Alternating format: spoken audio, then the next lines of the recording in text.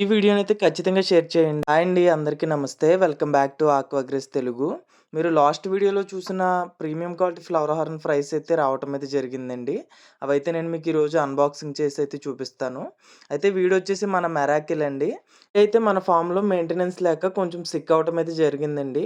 అయితే వీడిని మనమైతే మన షాప్‌కైతే షిఫ్ట్ చేసాం. అప్పుడైతే చూడొచ్చు వీడైతే కొంచెం స్ట్రెస్‌లోనే ఉన్నాడు. కానీ కొంచెం బెటర్ అని అయితే చెప్పొచ్చు. కొన్ని రోజుల్లో ఫుల్‌గా అయితే రికవరీ అవుతాడు. వీడి హెడ్ అయితే కొంచెం డౌన్ అయిందనే చెప్పొచ్చండి. ఎందుకనంటే సిక్ అవ్వటం వల్ల. రీసెంట్‌గా సోషల్ మీడియాలో మీరెక్కడ చూసినా ఒక వీడియో అయితే వైరల్ అవుతుందండి. సేవ్ పునర్విక అని చెప్పి. మీరిక్కడ ఫోటోలో చూస్తున్న పాప అయితే కొంత హెల్త్ ఇష్యూతో అయితే బాధపడుతుందండి. ట్రీట్మెంట్ కోసం అయితే కొంత అమౌంట్ అయితే అవసరమండి. ఈ పాప కోసం చాలా మందైతే కష్టపడుతున్నారనే చెప్పాలి.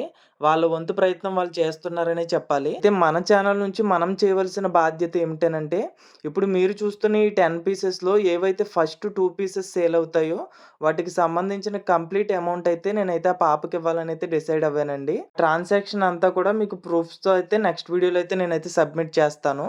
అయితే ఇది మనం చేసి ఊరికనైతే ఉండొచ్చండి.